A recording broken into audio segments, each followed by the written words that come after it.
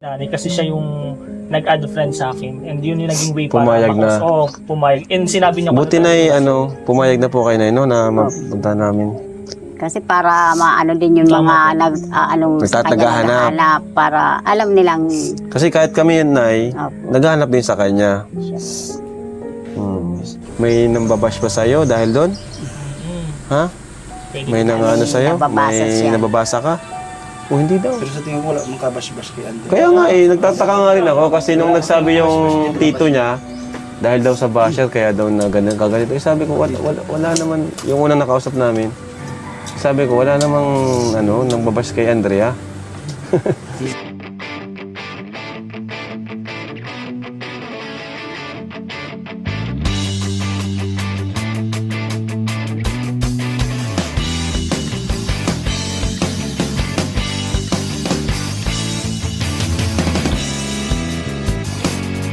Wala man nang babash sa kanya.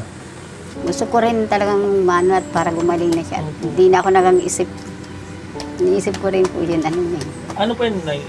Ganyan po si Andrea kapag kayong dalawa lang po or ngayon lang po nandito po kami. Yung parang konting segundo lang po iiyak na naman po siya. Ngayon lang siya nag-iyak. Ibig sabihin, pagdating natin, Parang naano siya. Hindi niya kasi alam na darating kayo eh. Ako nga, nabasa ko lang nga ngayon yun. masaya ka naman, Andrea, dumating kami? Masaya ka? May gusto kong sabihin, alam namin yun. Kaso, May sasabihin ka? May sasabihin ka kay kuya? Chat mo, Ayun, chat mo para na lang. Chat mo na lang sa akin, okay? Chat. Intro ng vlog, kundi si Andrea, pero ikaw yung tinatamaan ng nung vlog na yon. Yun na nga eh. Sorry. Hindi, okay lang yan. Ilabas niyo yan, sir. Kasi hindi ganun ang birong nangyari sa inyo eh. Para nervyusin ako eh. Hindi biro yung nangyari sa inyo kasi unang-una, mental health ang tinatamaan sa inyo eh. Hindi ka talaga makakatulog niya kung ang tingin mo eh, ganyan ang nangyayari. Diba? Sinasabi ko nga rin sa kapatid ko eh. Kasi sabi ko grabe na ako yung mga nababasa ko eh. Kaya nainis na rin siya. Sabi niya nga, gusto niya rin sana magpa-interview. Sabi ko ako na lang. Gusto ko lang kapang malinis yung sarili ko. Hayaan na lang natin sa kanila yung issue na tungkol kay Andrea. Total, sa kanila naman na nag-umpisa yun eh. Sa kanila din magtatapos yun. Kaya Tama. kung panghimasukan na yung tungkol doon. Ang nais mo lang naman dito is linisin yung pangalan mo, may paliwanag yung side mo kasi nga sa mga vlogs ng Kalingap na mga nababasa nyo sa mga comment section na ikaw yung palaging tinatamaan kung bakit inihinto kasi ikaw yung nagsabi na ihinto muna. Tama? Oo. Oo. Parang ako yung kontrabida, ganun. Oo. Kasi doon sa paghinto, para bagang ikaw yung may tinatago. Yun ang iniisip naman ng iba. Na Yun dapat. na eh. Oh, yun. Diba? Parang ganun yung parang ganun yung Dating. nangyayari.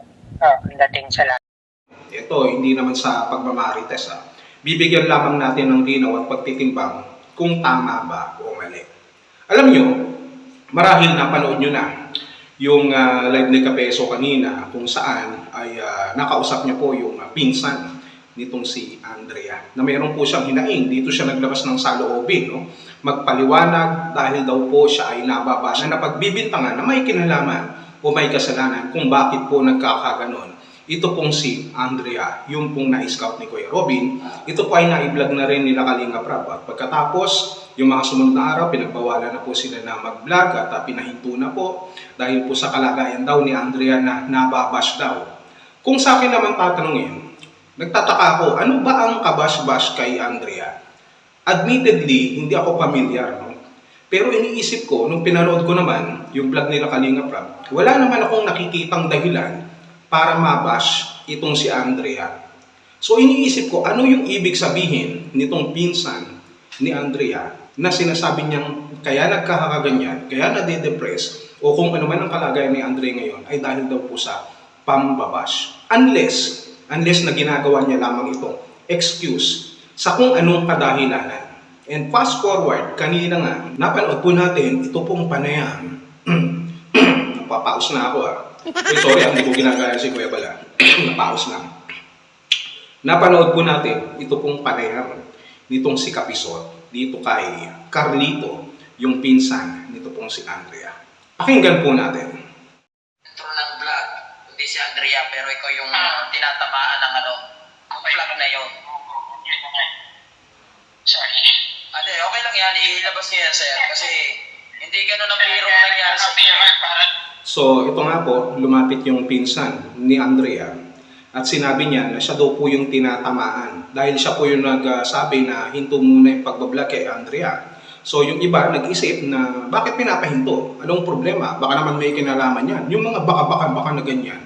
Noon hindi nyo lamang makikita sa farm, kung hindi sa social media, maraming baka. Kaya nga, dahil sa baka na yan, kailangan po nating malaman kung ano ang katotohanan para hindi na lang tayo puro baka ng baka. Dahil sa mga baka na yan, mga haka-haka na yan, dapat nakipag-usap na itong si Carlito kila Kuya Bal. Nakipag-coordinate siya, nakipag-cooperate siya kila Kalinga Prab kung ano ba talaga yung problema. Pero ang nangyari, lumapit siya kay Kapisot. Ang pinagtataka ko lang, gusto niya ng pribado. Kaya nga ayaw niya rin naman na nababash itong si Andrea. Kumbaga ayaw niyang ipa-vlog para hindi ma-expose sa social media yung kanyang kalagayan. Ayaw niya. Pero bakit lumapit siya dito kay Kapisot? Kung mayroon naman pala siyang request o gustong nga gawin, dapat dinaan niya sa tamang proseso. Dapat nga nagpunta siya sa barangay para mayroong malinaw na pagkakasundo, black and white. Pero ang nangyari nga, nakipag-usap siya kay Kapisot. At ito po ay isa niyang pinakamalaking pagkakamali. Dahil una, kailan pa na nangyari na si Kapisot ay authorized person para pagsumbungan? Kailan pa nangyari na si Kapisot ang karapat-dapat na tao para mag-resolve ng problema mo? Carlito, sa dinami-dami ng lalapitan mo, yung pang-taong may sarili ding problema at may sariling laban sa Kalingap. Sa madaling salita, lumapit ka kay Kapisot dahil ikaw mismo mayroon kang against sa Kalingap. Naghahanap ka ng kakampi, naghahanap ka ng dedepensa para sa'yo. Samantalang ang mga nagbabash naman sa'yo, yung mga tao na pumansin doon sa ginawa mo na hindi pagpapahintulot sa pagbablog ng Kalingap, which is natural lang naman. Pupunta ka kay Kapeso, makikipag-usap ka, magpapaliwanag ka ng side mo. Ang tanong ngayon dito, natulungan ka ba ni Kapeso? Yung totoo lang, sa totoo lang, natulungan ka ba ni Kapeso? Ang nangyari, mukhang parang ang dating sinasang-ayunan niya lang yung sinasabi mo. Na parang sinasabi niya na tama nga, na ganyan nga, na hindi maganda yung nangyari sa'yo, na talagang mahirap yan, mental health yan, hindi ka talaga makakatulog, okay lang yan, ilabas mo yan, umiyak ka kung kinakailangan, parang ganun kasi nga ganun din ang ginawa ni Kapesot di ba? So ang tanong dito, nabigyan ba ng solusyon ni Kapeso na yung lumapit na taong ito, si Carlito, yung patungkol sa kanyang pong hinaing o kanyang problema, na siya po ay nababash at papaghihinalaan? Hindi ba hindi? Ang mangyayari dyan, gagamitin lang din siya ni Kapeso. Kahit sabihin pa natin na siya ang lumapit, maggagamitan lang silang dalawa. Gagamitin niya si Kapeso, gagamitin nitong si Carlito, si Kapeso, parang proteksyon at kakampi. At ito din naman si Kapeso, gagamitin niya si Carlito bilang ebidensya ng kanyang laban sa Kalingap. Hindi ba? Ang tanong ngayon, nabigyan ba ng solusyon o hindi nitong si Carlito o mas lalong lumala? Gusto mo pala ng pribado dapat sana lumapit na sila sa barangay. Bakit kay Kapeso pa siya lumapit na mayroong sariling issue? At dahil dito, mas lalong magkakanda leche-leche ngayon yung sinasabi mong pribado. At ito ay taliwas, Carlito, sa ginagawa mong proteksyon kay Andrea. Hindi ito makakabuti sa kanya na ikaw nakikipag-ugnayan dun sa tao na may sariling issue sa Kalingap at may kinakaharap pa na kaso. Hindi mo ba naiintindihan yun?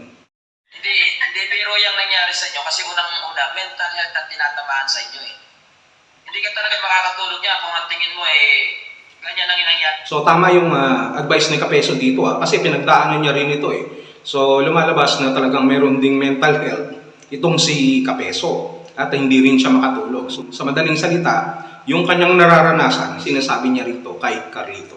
Tuloy tayo. Gusto ko lang kapang malinis yung sarili ko. Ihayaan na lang natin sa kanila yung issue na tungkol kay Andrea. Total, sa kanila naman na nag-umpisa yun. Sa kanila di magkatapos yun. Gusto niya raw malinis yung pangalan niya. Alam mo, Tol Carlito, kung gusto mong malinis ang pangalan mo, dapat nakipag-cooperate ka kila Kuya Bal, kila Kalinga Prab. Kung gusto mong malinis ang pangalan mo at matulungan mo si Andrea, dapat nakikipagtulungan ka para malaman kung ano talaga ang naging problema kung wala ka namang kasalanan. Kasi kung tatakbuhan mo yan at hindi ka lang kikibo at sasabihin mo para sa kakatahimik na lahat, pribado ang buhay para kay Andrea, pribado para sa iyo. At pagkatapos lalapit ka kay Kapeso na hindi naman pribadong tao at may sariling problema, ano ngayon sa tingin mo ang ginagawa mo? Doon pa lang malinaw na ikaw mismo mayroon kang against sa Kalingap na hindi magiging maganda at lalabas na yung sinasabi mong pambabas kay Andrea, lumalabas na excuse mo lamang. Sapagkat sa dinami-dami ng lalapitan mo, si Kapeso pa, yung anti-Kalingap. Bakit hindi ka lumapit sa barangay? Bakit hindi ka dumaan sa tamang proseso? Bakit kailangan kay Kapeso? At sabi mo rin, ito pang malupit na hindi ko maintindihan, I cannot comprehend. Sa Kalingap ka mo nagsimula yung problema na yan ni Andrea. At sa Kalingap din magtatapos. Well. Paano nangyari yun? Sa Kalingap nagsimula, sa Kalingap din magtatapos. At ayaw mo nang makialam. So, lumalabas na hindi ka pala nakikialam. At pangalawa, paano magtatapos sa Kalingap yan kung ikaw mismo ay tumatalon, nakarating ka na kay Kapeso, paano mangyari na matatapos sa Kalingap yan? Ayaw mo nga tapusin, ayaw mong makikooperate sa Kalingap, ayaw mong pag-usapan yan, paano matatapos sa Kalingap? Tumalon ka na kay Kapisot. Kung sanay kang tumalon sa barko, huwag kang tatalon kay Kapisot sapagkat imbis na ikaw ay makasurvive, mukhang malulunod ka sa sarili mong kagagawan. Gusto mo palang malinis yung pangalan mo Dapat humingi ka ng tulong kila Kuya Bal. Kuya Bal, Kalingap Rab, nababash ako. Baka naman po pwedeng makapagsalita ako sa platform nyo para malinaw ko yung pangalan ko. Dapat ganun anong ginawa mo? Doon ka nagsalita kay Kapeso. So, ibig sabihin, mayroong bahid ng issue yung iyong ginagawa. Kaya doon ka lumapit kay Kapeso. Kung ikaw, nais mo talagang malinis ang pangalan mo, haharapin mo kung ano man ang problema. Ganun yun, kung talagang malinis ka, kung ikaw ay walang kasalanan, haharapin mo yan. Hindi ka magtatago, bibigyan mo ng solusyon. Hindi yung tatanggi ka sa Kalingap, pagkatapos okay ka sa anti-Kalingap. Sa tingin mo, mabibigyan ng solusyon, makakapagpaliwanag ka sa sarili mo, kung sa anti-Kalingap ka lalapit, mabibigyan ng talagang solusyon na malilinis ang pangalan mo, mukhang lalong mas madudumihan sa ginagawa mo. Magre-reklamo ka, bakit binablog? Dun sa vlog ni Kalingap Rab, sinasabi dun na yung tita mo, yung nanay mismo ni Andrea, ang nakipag-ugnayan. Ang sabi nga ni Kalingap Rain, inad siya sa Facebook nitong nanay ni Andrea at nakipag-usap at pumayag na sila po ay ma-vlog. Sa anong kadahilanan? Una, sa sinasabi ni Kalingap Rab na gusto lamang ipabatid dito kay Andrea yung nangyari kay Tatay Robin dahil ito po ang naka-scout sa kanya. Si Tatay Robin, so gusto niyang makausap at mabalitaan. Pangalawa, kagaya ng sinasabi ng nanay ni Andrea, na tita mo, makinig ka, na tita mo, ang sabi, marami daw ang naghahanap kay Andrea. Kaya natural lamang napapayag siya na ma-vlog para naman malaman ng mga taong nais na tumulong yung mga taong naghahanap kay Andrea. Hindi sa kung ano pa man. At ito pa ang pangatlo, pumayag ang nanay ni Andrea dahil gusto niyang mabigyan ng solusyon yung problemang kinakaharap ng kanyang anak. Ikaw, anong ginagawa mo? Sa totoo lang, hindi ko sinasabing wala kang silbi. Ano ang ginagawa mo? Ano ba yung naitulong mo sa kanila? Kung meron man na naitulong sa pamilya mo, sa pinsan mo na si Andrea, ano yun? Dahil kung concern ka talaga kay Andrea, sabi ko kanina, makikipag-cooperate ka sa Kalingap, kila Kalingap Rab, kila Kuya Bal, para malaman ang pinakapunot dulo ng problema na kinakaharap ni Andrea. Dahil ikaw ay talagang nagmamalasakit kay Andrea. Pero sa oras na ikaw ay tumatakbo, sa oras na ikaw ay umiiwas, na hindi naman maiiwasan na yun ang iisipin ng mga tagapanood, hindi kasalanan ng Kalingap yun. Kasalanan mo yun sapagkat hindi mo hinaharap. Kahit sabihin pa natin na wala kang ginagawang masama. Dapat na wala kang ginagawang masama, dapat patunayan mo at harapin mo kasama ang Kalingap. Hindi kasama ng anti-Kalingap dahil hindi yan makakapagbigay ng solusyon sa nais mo na pagpapaliwanag at paglilinis ng pangalan mo.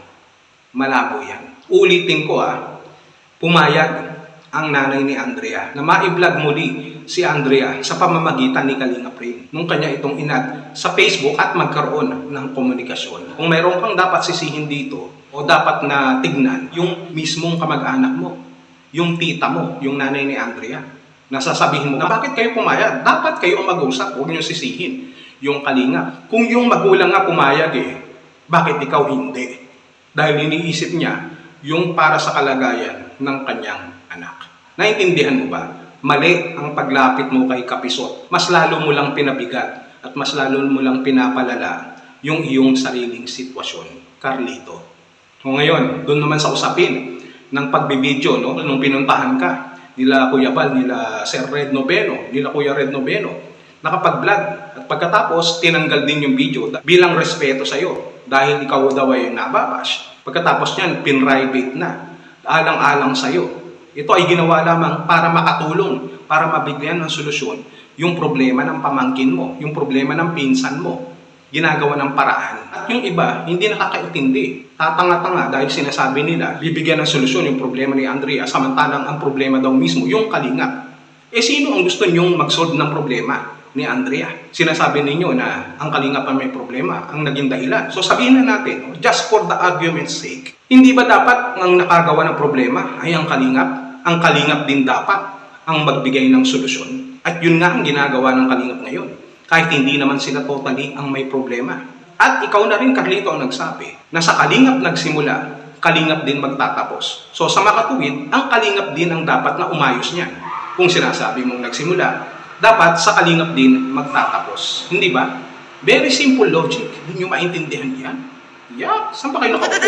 Sa robot, katabi ng mabahong basurahan. At yung iba, may nagsasabi dyan, yung nagagaling-galingan dyan ng mga alipores ni Atty. Libayan, no? Nakakarampot yung mga utak na piling mga magagaling na hindi naman, no? Na mga pulgas lamang yan dyan sa komunidad ni Atty. Libayan. Ang sabi, dinilit daw yung video dahil guilty daw si Tito Red Noveno. Ito ang problema dito Kapag hindi dinilit, ang sasabihin mo kapalang mukha, pinapahiya yung tao. Hindi ba? Dinilit na nga ni Tito Red Noveno para hindi na humaba pa at hindi na matingin pa ito pong tito, ito pong cousin, pinsan ni Andrea. Bilang respeto na lang din. Kaso, minamasama ng iba. Sinasabi nila na kaya hinaid yan, kaya pinarivate dahil daw guilty. Hindi natin alam kung saan tayo lulugar di ba? Kapag hindi mo binura, sasabihin, talagang dinidiin natin itong pinsan ni Andrea. Pinapahiya. Hinaayaang mabash, inaalisan ng karapatan ng pribadong buhay. Kapag pinrivate mo naman, ang sasabihin nila, guilty yan. Lumalabas na talagang kaya nagtago yan, no? Tinago yung video dahil alam nila na mali yung kanilang ginagawa. Saan lulugar si Tito Red Noveno? Saan lulugar ang kalingap? Kung meron kayong choices, dalawang choices, ang choices nyo, wala kayong choice. Di ba gawain nyo yan, Mang Rene Sakalan? Walang choices. Di ba sa'yo galing yan? O bakit ganun din ang sinasabi ninyo ngayon? Bakit ganun din ang pinapalabas ninyo? This is a taste of your own medicine. Yung pinaliwanag na ni Tito Red Noveno, yung dahilan kung bakit yung binidyo. At ito ay para idokumento lang. At para maipakita na gumagawa ng paraan ng kalinga para matulungan itong si Andrea. Hindi sa kung ano paman. In good faith, sabi nga na ginagawa yan. Pero ang nangyayari, minamasama ninyo. Dahil pinagbigyan naman kayo, hinaid na. Itong video na ito, pinrivate na, may nasasabi pa rin kayo. So, saan lulugar ang kalinga? Mang Rene Sakalan? Doon pa lang, sunog ka na Kaya nababagay sa yung pangalan mong Rene Sakalan. Magsaing ka na nga doon, hindi ka pa yata kumakain. Yun, Sakalan. Diba? So, let us wrap this up. Wrap this up. Carlito, kung talagang gusto mong malinis yung pangalan mo, napakasimple lang. 1 + 1 = 2, 2 + 2 = 22. Harapin mo yung mga katanungan at yung mga akusasyon na binabato sa'yo. Harapin mo sa pamamagitan ng kalingap dahil ikaw na rin ang nagsabi na nagsimula sa kalingap, magtatapos sa kalingap. Ibig sabihin, dapat sa kalingap ka nakikiharap. Hindi nagtatapos sa antay-kalingap, kagaya ng ginagawa mo. Gusto mo pala ng pribado, bakit kay Kapisot ka nagre-reklamo sa social media? Gusto mo pala ng pribado, dapat sa barangay ka nagre-reklamo para magkaroon ng kasunduan, para magkaroon ng kaayusan. Yun ang nararapat, hindi social media. Kung totoo talaga na gusto mong maayos ang sitwasyon ng iyong pinsan na si Andrea. Malinaw ba? Sapagkat kapag hindi mo yan hinarap ng maayos, mas lalo mo lang bibigyan ng dahilan yung mga taong sinasabi mong nag-iisip ng masama sa'yo. Alright? Yun lang. Hawak po namin yung mga nilatag niyang ebidensya na nirereklamo niya raw. Kami po ay willing pang tumulong. At yun lang naman po ay dinocument ko lang po yun na bilang patunay na umaaksyon naman po yung kalingap at hindi nagpapabaya.